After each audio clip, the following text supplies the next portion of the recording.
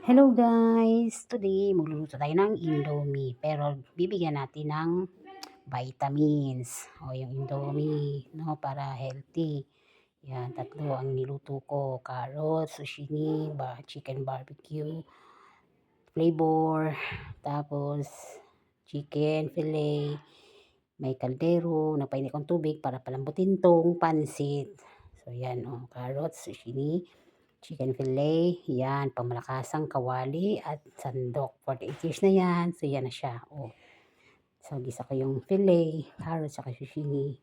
First, para mag-ano yan, medyo ano siya, mag-brown-brown. Inuna ko, bago ko nilunod lahat yan. So, yan guys,